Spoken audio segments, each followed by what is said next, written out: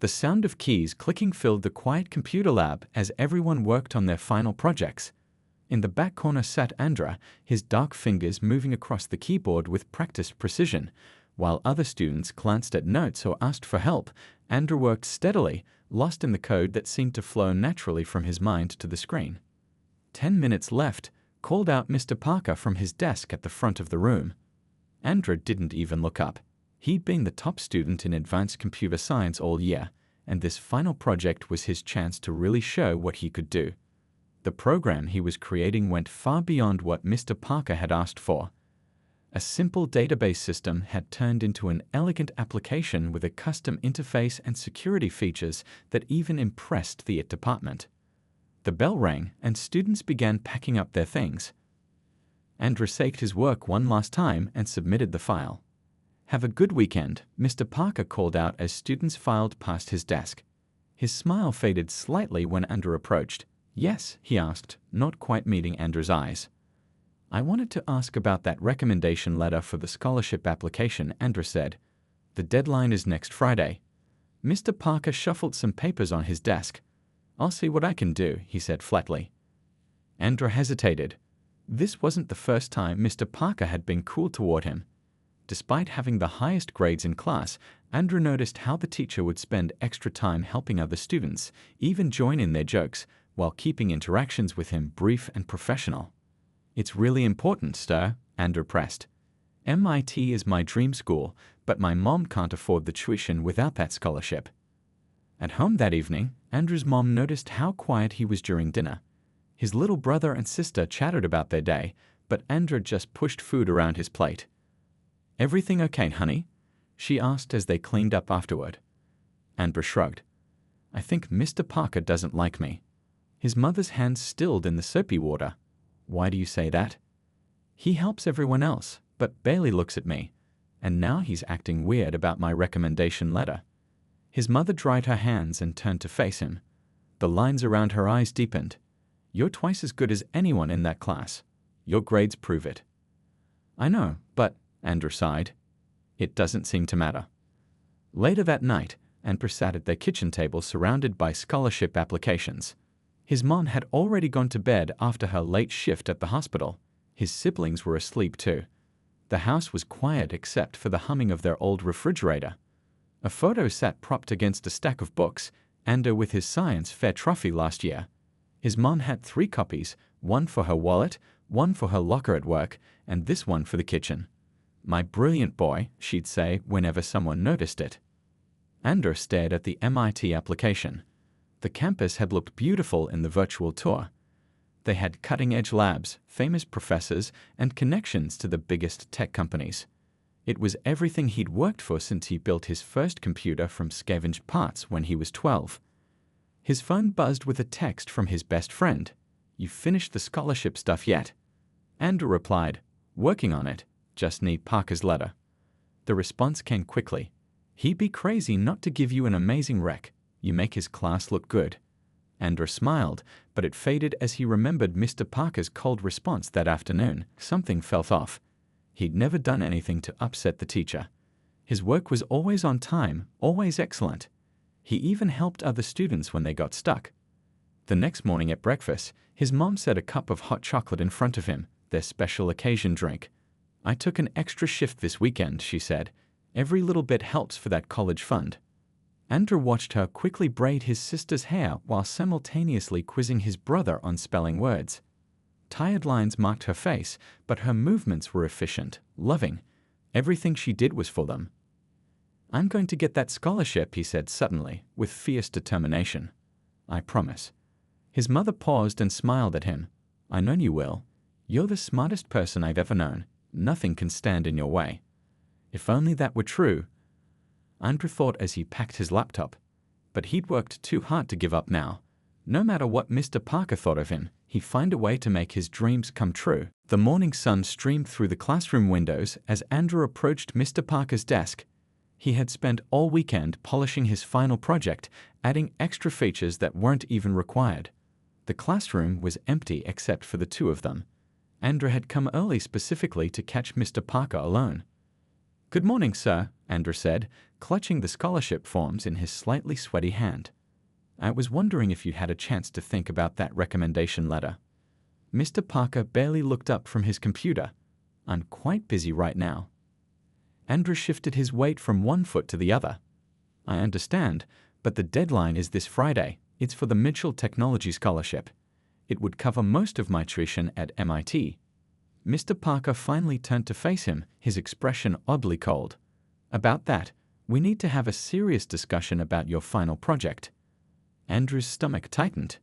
"Is something wrong with it?" "I made sure to include all the requirements, plus the extra features we talked about." "The code you submitted is far beyond what I would expect from a high school student," Mr. Parker said, his voice flat. "It's suspiciously advanced." Andrew blinked in confusion. "I've been studying advanced programming languages on my own. You know, I've been coding since I was 12. Or perhaps you found the code online or had someone else write it for you." Mr. Parker's accusation hung in the air between them. Andrew felt as if the floor had dropped out from under him. "What? No. I wrote every line myself. I can explain how everything works." "I've already discussed my concerns with Principal Thompson," Mr. Parker interrupted, "and I've forwarded them to the scholarship committee as well." The blood drained from Andrew's face. You told them I cheated, without even talking to me first?" "Some students think they can take shortcuts," Mr. Parker said, turning back to his computer. "Some people just aren't cut out for prestigious institutions like MIT." The bell rang, and students began filing into the classroom. Andrew stood frozen, unable to process what had just happened. "You should take your seat now," Mr. Parker said without looking at him. Andrew walked to his desk in a daze. His classmate Lee leaned over. "You okay? You look like you've seen a ghost." Andrew couldn't even respond. The next 45 minutes passed in a blur. When the bell rang again, he was the first one out the door. In the hallway, he pulled out his phone with trembling hands and called his mother. "Mom," he whispered when she answered, "something really bad just happened." That afternoon, Andrew sat at the kitchen table with his mother, who had left work early after his call. He said, "What?" she asked, her voice rising. "After all your hard work? That's ridiculous." Andrew stared at his hands. "He didn't even give me a chance to defend myself. He just decided I cheated." His mother's eyes flashed with anger. "We're going to fight this. I'm calling the school right now." The next day, Andrew and his mother sat across from Principal Thompson in her office. Mr. Parker sat beside the principal, his face impassive. "Andrew has never cheated on anything in his life," his mother said firmly. "He's been building computers and writing code since he was a child." Principal Thompson looked uncomfortable. "I understand your concerns, Ms. Jackson, but Mr. Parker has been teaching for 20 years. He knows when student work doesn't seem authentic." "Test me," Andrew said suddenly. Everyone turned to look at him. "Let me write something right now in front of you, or ask me questions about my code. I can explain every line." Mr. Parker shook his head. "That wouldn't prove anything. You could have memorized explanations." Andrew's mother leaned forward. "What evidence do you actually have that my son cheated?"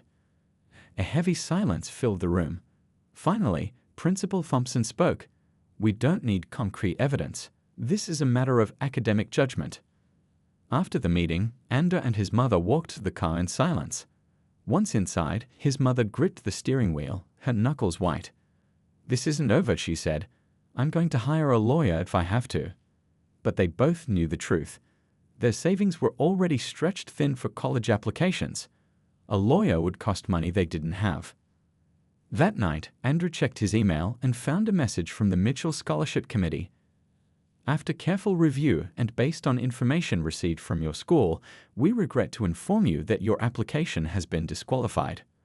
One by one, similar emails arrived over the next few days. Each scholarship application rejected, each college reconsidering his acceptance. The dream he had worked toward his entire life was crumbling, all because one teacher had decided he didn't belong. The empty cereal bowl sat in front of Andrew as he stared at the wall. He hadn't actually eaten anything, just pushed the flakes around until they got soggy. His little sister Zoe peeked at him from the doorway, then quietly slipped away. Everyone in the house had been walking on eggshells for weeks. Outside, summer was in full bloom. Andrew's friends were celebrating graduation, planning for college, posting excited updates about their future. Andrew had muted all their notifications. He couldn't bear to see it. "You should get some fresh air," his mom said, coming into the kitchen still wearing her nurse's scrubs from her night shift. Her eyes had dark circles underneath them. "Why?" "So people can ask me where I'm going to college." Andrew's voice came out harsher than he intended. His mom sat down across from him, pushing aside a stack of papers. Bills, Andrew knew. More of them every month, it seemed. "We can still appeal the decision," she said for what felt like the 100th time. "Mrs. Chen from church knows a lawyer who might." "Mom, stop." Andrew finally looked at her. "We both know we can't afford a lawyer. And even if we win, those scholarships are gone. Other students got them." His phone buzzed with a text from his friend Lee. "Hey, haven't heard from you in days. You okay?" Andrew ignored it.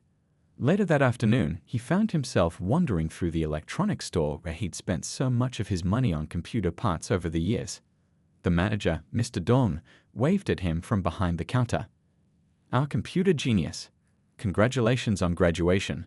Soon you'll be too important to visit us little people." Andrew forced a smile, not going anywhere just yet. Mr. Dong's expression changed as he sensed something was wrong. "Everything okay?" Before he knew it, Andrew was telling him everything: the accusation, the lost scholarships, the deferred college plans. Mr. Dong listened without interrupting. "That's terrible," he said when Andrew finished. "You know, we're actually looking for help. Not glamorous like MIT, but it's something." The next day, Andrew stood behind the counter wearing a blue employee shirt, explaining the difference between graphics cards to a customer. When they left with a high-end model, Mr. Dong nodded approvingly. "You've got a gift for explaining technical stuff in simple terms," he said. "Most new employees don't make sales like that their first day." At home that evening, Andrew placed his first paycheck on the kitchen table. "It's not much, but it'll help with bills while I save for community college." His mom's eyes welled up as she hugged him. "I'm so proud of you. This is just a detour, not the end of the road." But as weeks turned into months, the detour started feeling permanent. Andrew worked, came home, helped his siblings with homework, and fell into bed exhausted. His coding projects gathered digital dust on his laptop. When his friends came home for Thanksgiving break, he made excuses not to see them. One customer at the store, a community college professor, suggested Andrew take some classes. "Start rebuilding your transcript," she said. "Don't let one setback define your path." So Andrew enrolled in night classes, studying after work until his eyes burned. But the fire that had once driven him seemed dimmer now. Each time he opened a coding project, he heard Mr. Parker's voice. "Some people just aren't cut out for prestigious institutions." On a cold December evening, Andrew scrolled through social media during his lunch break and saw his former classmates posting about their exciting first semester projects. Lee was at Caltech, building robots. Taylor had joined a research group at Stanford. Even Dennis, who had barely passed their computer science class, had somehow landed an internship at a startup. Andrew closed the app and stared at his reflection in the dark screen. The face looking back seemed older, tired, nothing like the confident student he'd been just months ago. That night, he sat on the edge of his bed holding the MIT acceptance letter he'd received before everything fell apart. He'd kept it hidden in his drawer, unable to throw it away, but pained by the sight of it. "It wasn't supposed to be like this," he whispered to the empty room. For the first time since that day in Mr. Parker's classroom, Andrew let himself cry, the tears falling onto the letter, blurring the words that had once represented his future. 5 years had passed since that dark day in Mr. Parker's classroom. The electronic bell above the door chimed as Andrew locked up the store. After 3 years as a sales associate, Mr. Dong had promoted him to manager. It wasn't the life Andrew had imagined for himself, but he'd found a quiet rhythm in it. His phone buzzed in his pocket. A notification from one of the freelance websites where he'd been picking up small coding jobs on the side. Someone needed a website for their bakery business. "Another late night?" asked Tina, his coworker, as she grabbed her coat. "Gotta pay those community college bills somehow," Andrew replied with a small smile. At home, his family had already finished dinner. His sister Zoe, now in high school herself, was helping their younger brother with math homework at the kitchen table. "There's a plate for you in the microwave," his mom called from the living room where she was folding laundry. "And that package you were waiting for came today." Andrew's eyes lit up. The box sat on his bed, new computer parts he'd saved for months to buy. While his friends from high school had state-of-the-art equipment provided by their universities, Andrew built his systems piece by piece, upgrading when he could afford it. After dinner, he settled at his desk and lost himself in code. What had started as small website jobs had gradually grown more complex. Local businesses began asking for custom software solutions. Andrew found he had a talent for explaining technical concepts to non-technical people, translating their needs into elegant code. Around midnight, his phone rang. It was Lee, one of the few high school friends he'd stayed in touch with. "Did you see that security breach in the news?" Lee asked without saying hello. 3 banks got hit with the same malware. "Their customer data is everywhere." Andrew yawned. "Yeah, I read about it." "Well, I was thinking about that security protocol you were working on last month, the one you showed me when I visited. It could have prevented something like this." "Maybe," Andrew said, glancing at his computer where that very project sat open. "But no bank is going to buy security software from some guy without a degree who works at an electronics store." "You should at least try to get it out there," Lee insisted. "This is exactly what companies are desperate for right now." After they hung up, Andrew couldn't sleep.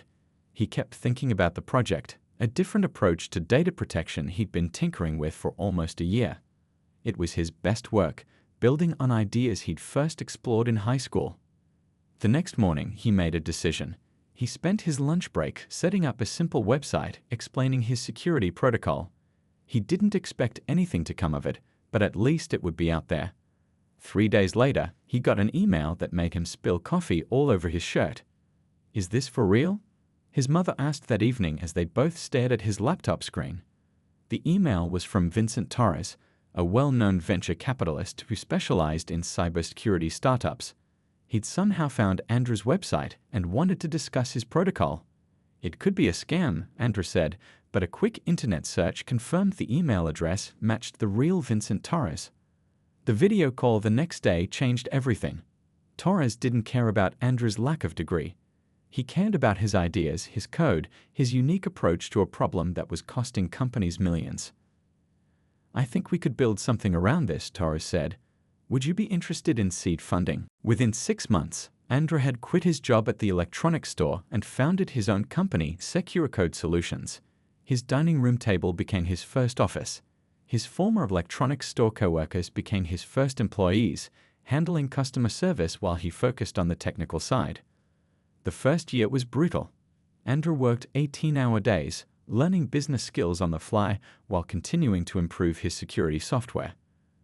There were nights he fell asleep at his keyboard, waking to find imprints of letters on his cheek. There were moments of doubt when a big potential client chose a competitor or when a critical update had bugs he hadn't anticipated. But there were victories too. Their first major client, a regional credit union. Their first office space, small but real. The day Andrew was able to pay off his mother's medical bills from her back surgery. 3 years into his venture, Andrew stood in the lobby of their new headquarters, watching as the company logo was installed on the wall. The security protocol that had started as a side project now protected data for financial institutions across the country. His team had grown to 30 people with offices in 2 cities. A notification appeared on his phone. An industry bloke had just named him one of the top 40 tech innovators under 40. The article didn't mention his unusual path, only the brilliance of his security solutions and the rapid growth of his company. Andrew took a picture of the new logo and sent it to Lee with the caption, "Not bad for a guy who never made it to MIT, huh?" What he didn't write, but thought every day, was how the memory of Mr. Parker's dismissal had fueled him during the hardest times. Each achievement felt like a step further away from that classroom where someone had tried to define his limits. Mr. Parker looked up, blinking in confusion at the well-dressed young man suddenly standing beside his table. "Thank you, but I'm fine," he said stiffly, pride evident in his voice. Something in his tone was familiar, that same dismissive edge that had once cut Andrew so deeply.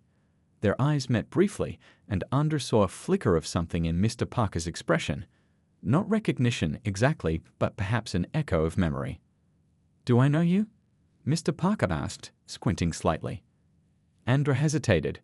10 years of building a successful life flashed through his mind, alongside the memory of that devastating day in a classroom.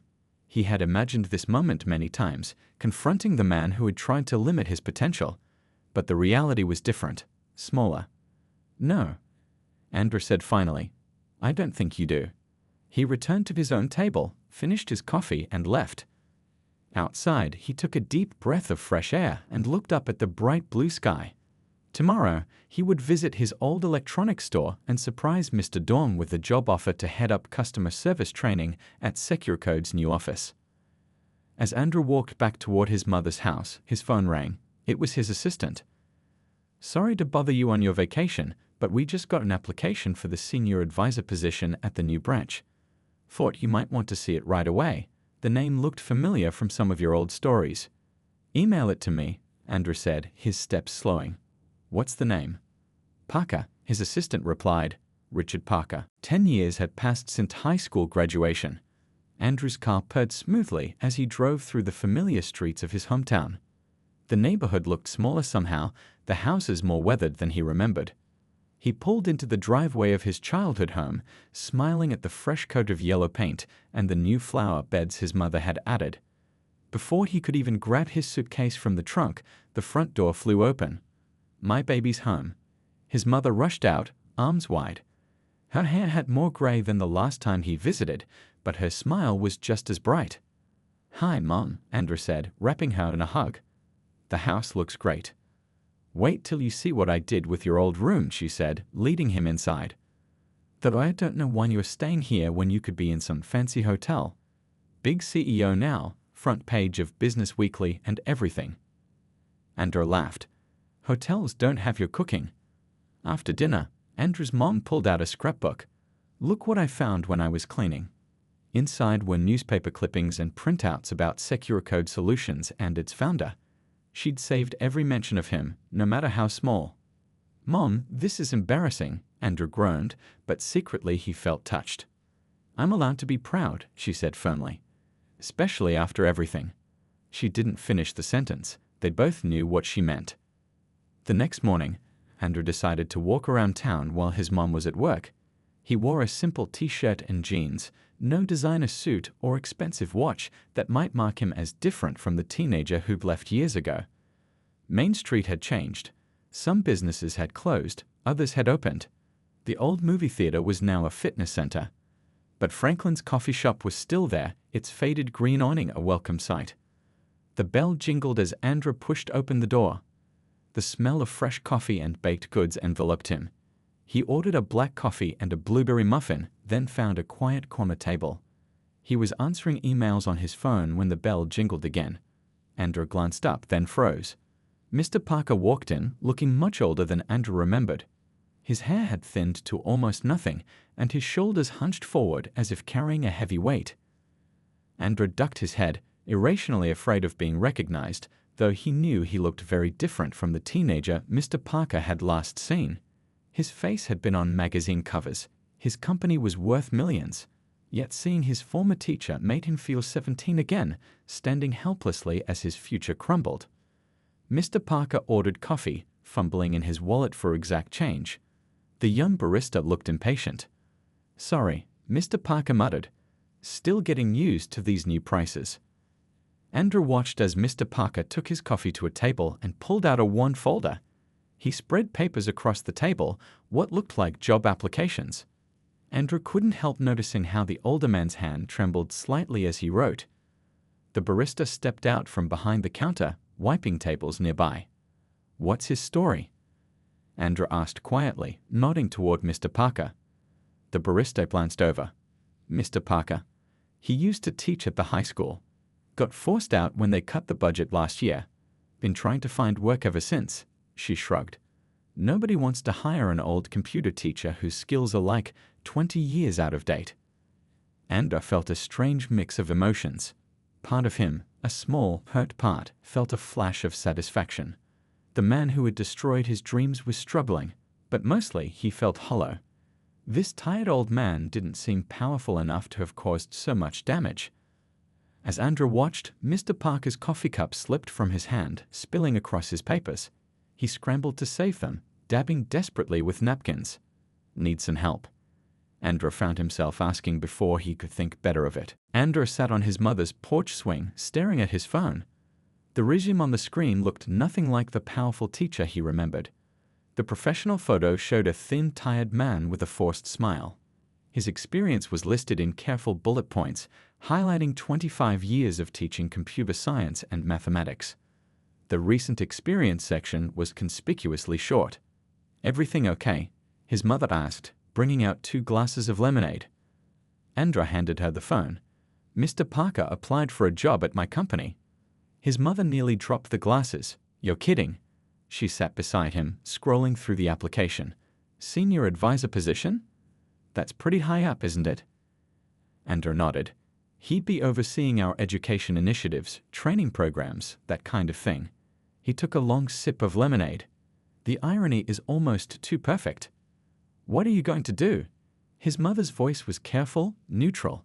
She'd watched him struggle for years to overcome what Mr. Parker had done.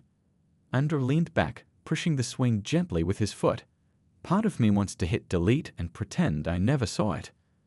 "And the other part?" Andrew didn't answer right away. Down the street, children were playing basketball, their shouts and laughter carrying on the evening air. Finally, he said, "I want to know if he even remembers me." The next morning, Andrew visited the company's new satellite office. It was smaller than their headquarters, but still impressive, a renovated brick building downtown with the company logo displayed prominently on the front. Inside, workers were setting up computers and arranging furniture. "Mr. Jackson, we weren't expecting you until next week," said Diane, the office manager he'd hired last month. She hurried over, clipboard in hand. "Just checking in," Andrew said with a smile. "How are the interviews going for the open positions?" "Good mostly. We've got a promising candidate for the senior advisor role coming in this afternoon. Lots of teaching experience, though not much industry background." Andrew nodded. "I'd like to sit in on that one, if you don't mind." Diane looked surprised but quickly recovered. "Of course. It's at 2 o'clock. At 1:45, Andrew settled into a small observation room adjacent to the interview space. Through a one-way glass, he could see everything without being seen. His stomach felt tight, like before a major presentation or product launch. Right on time, Diane led Mr. Parker into the room. He wore a suit that hung loosely on his frame, the fabric shiny at the elbows. He carried a leather portfolio that Andrew recognized, the same one he brought to parent-teacher conferences years ago. "Thank you for coming in, Mr. Parker," Diane said, indicating the chair across from her. "We're interested in your extensive teaching background." Andrew watched as Mr. Parker sat straighter, confidence entering his voice. "Yes, I've dedicated my career to maintaining rigorous standards in computer science education." The interview proceeded smoothly at first. Mr. Parker spoke about curriculum development, classroom management, and the evolution of computer science education. But when Diane asked about his approach to mentoring diverse students, Andrew leaned forward in his chair. "I believe in treating all students exactly the same," Mr. Parker said firmly. "I never lowered my standards for anyone. Some students rise to meet expectations, and others simply don't have what it takes." Andrew felt a chill run down his spine. The same dismissive attitude, the same blind spot. Had Mr. Parker learned nothing in 10 years? Diane pressed further. "Our company values diversity and believes different perspectives strengthen our team. How have you adapted your teaching to reach students from various backgrounds?" Mr. Parker shifted uncomfortably. "Well, the fundamentals of computer science don't change based on who's learning them. In my experience, the current obsession with so-called inclusive teaching often just means lowering standards." Andrew could see Diane's professional smile tighten slightly. "And may I ask why you left your teaching position?" she asked. Mr. Parker's expression darkened. "Budget cuts. The school board decided that sports programs were more important than academic excellence. And frankly, the new administration was more concerned with making everyone feel good than with actual achievement." The interview continued for another 20 minutes, with Mr. Parker growing increasingly comfortable sharing his views. He spoke condescendingly about today's students and their entitlement, about the political correctness that made it impossible to maintain proper standards. When asked about a challenging situation he'd faced with a student, Mr. Parker described a young man who had submitted work suspiciously beyond his capabilities. "I had to fail him, of course," Mr. Parker said. "He claimed he'd done the work himself, but I knew better. Some students will do anything for advantages they haven't earned." Andrew's hands gripped the armrests of his chair. The story was familiar, but the details were wrong. In Mr. Parker's version, the student had admitted to cheating after being confronted with evidence. When the interview ended, Diane thanked Mr. Parker and promised to be in touch soon. As soon as the door closed behind him, Andrew entered the interview room. "What did you think?" he asked Diane. She hesitated, clearly choosing her words carefully. "His technical knowledge is solid, but outdated. And his attitudes about teaching and diversity don't align with our company values." Andrew nodded. "Send his application to my office. I'll handle this one personally." That evening, Andrew sat at his desk in his childhood bedroom, staring at Mr. Parker's resume. With one click, he could reject the application and never think about Richard Parker again. Instead, he opened his email and typed, "Thank you for your interest in SecureCode Solutions. We would like to invite you for a second interview with our CEO tomorrow at 10 a.m. The morning sun streamed through the windows of Andrew's new office. He straightened the framed magazine cover on the wall, his face looking back at him beneath the headline, Tech's Rising Star. His assistant had arranged the meeting room perfectly. Water glasses filled, company brochures aligned, his business cards placed at the head of the table. "Mr. Parker is here," his assistant said through the intercom. Andrew took a deep breath. "Give me 2 minutes, then send him in." He moved to the window, looking out at the town where he'd grown up, where he'd once been told he wasn't good enough. Behind him, the door opened. "Good morning," said a voice that still haunted occasional dreams. "I'm Richard Parker. I believe I have an appointment with the CEO." Andrew turned slowly. "Yes, you do." Mr. Parker's expression remained pleasant, unrecognizing. He extended his hand. "Thank you for taking the time to meet with me. Your company's growth has been remarkable." Andrew shook his hand, studying the older man's face. There wasn't even a flicker of recognition. "Please sit down." As they settled at the table, Andrew watched Mr. Parker arrange his portfolio and pen with nervous precision.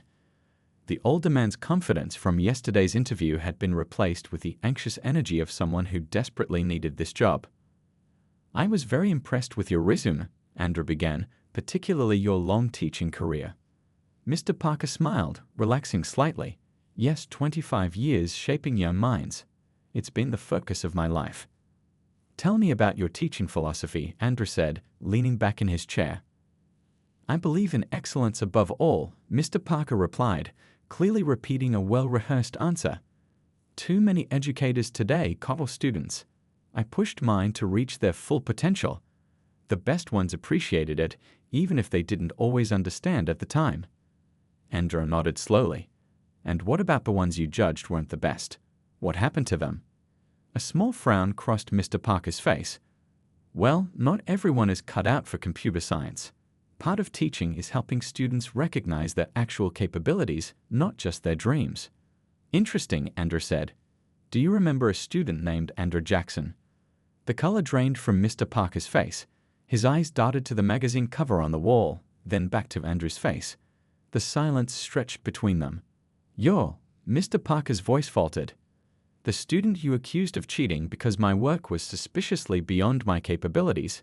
Andrew finished for him. "The one whose scholarships and college acceptances disappeared because of your accusation." Mr. Parker's hands trembled slightly as he reached for his water glass. I had no idea you were. This is quite a surprise." "I'm sure it is." Andrew kept his voice level.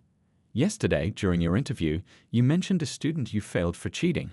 Was that me you were talking about?" "I've had many students over the years," Mr. Parker said weakly. "But you changed the story. In your version, the student confessed. I never did because I never cheated." Mr. Parker straightened his shoulders. "I had to make difficult judgment calls as a teacher. Perhaps I was mistaken in your case, but..." There's no perhaps about it, Andor interrupted. You were wrong. And that wrong decision nearly destroyed my future. Mr. Parker's expression hardened. Yet here you are, clearly successful despite that setback. Perhaps it made you stronger. Andor felt a flash of anger. Don't try to take credit for my success. I achieved this despite you, not because of you. He stood and walked to the window again, gathering his thoughts. When he turned back, his voice was calm. Do you know what happened after you accused me? I couldn't afford college without those scholarships. I worked at an electronics store while taking night classes at community college. I built my skills bit by bit, year after year. And clearly it worked out well for you, Mr. Parker said, gesturing around the office. Yes, it did. But how many other students didn't recover from your difficult judgment calls? How many gave up because a teacher told them they weren't good enough? Mr. Parker's gaze dropped to the table. For the first time, he seemed to have no reply. Andor sat down again. I read your application thoroughly. You need this job badly, don't you? My pension isn't enough since the divorce, Mr. Parker admitted. And at my age, there aren't many options. No one wants to hire an old computer teacher. Andor studied the man who had once held so much power over him. Now their positions were completely reversed. With one word, he could deny Mr. Parker the job he desperately needed, just as Mr. Parker had once denied him his future. The thought was tempting, so tempting that it frightened him a little. I'm not going to hire you for the senior advisor position, Andor said finally. Mr. Parker's shoulders slumped. He began gathering his materials. I understand. Thank you for your time. I'm not finished, Andor said. I have a different position in mind. Mr. Parker looked up, confusion in his eyes. We're launching an educational outreach program for underserved communities, Andor explained. Teaching basic coding skills to students who wouldn't normally have access to computer science education. And you want me to run this program? Hope crept into Mr. Parker's voice. No. I want you to assist the program director, a former student of yours actually, Zeke Thompson. Remember him? He was in my class. You gave him a D despite his perfect test scores because he missed assignments while his family was homeless. Mr. Parker's face flushed. That's not exactly how I remember it. I'm sure it isn't, Andor replied. The position pays less than what you applied for, but it includes benefits. And it comes with requirements. You'll participate in our company's bias training program, and you'll work under supervision until we're confident you can treat all students with respect. You're offering me a junior position, working for a former student. Mr. Parker's pride battled visibly with his desperation. I'm offering you a second chance, Andor said quietly. Something you never gave me.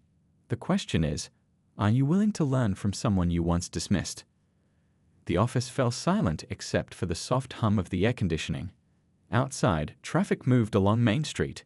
Life continued, changed but unbroken. I need time to think about it, Mr. Parker said finally. Andor nodded. Take the weekend. But remember, this offer comes from someone who knows exactly who you are and what you've done. You won't find many of those. As Mr. Parker stood to leave, he paused at the door. For what it's worth, I may have been wrong about you. May have been. Andor raised an eyebrow. Mr. Parker looked down. Was wrong. I was wrong about you. After he left, Andor sat alone in the quiet office. On his desk sat photos of his family, his team, the community center where he volunteered teaching coding to kids. He picked up his phone and called his mother. How did it go? She asked. I gave him a job. Not the one he wanted, but one where he might actually learn something. His mother was quiet for a moment. You're a better person than I am. I might have shown him the door. Andor smiled. I considered it, but then I'd be no better than he was. He looked at the magazine cover on his wall. Besides, success is the best revenge, and I've got plenty of that to spare.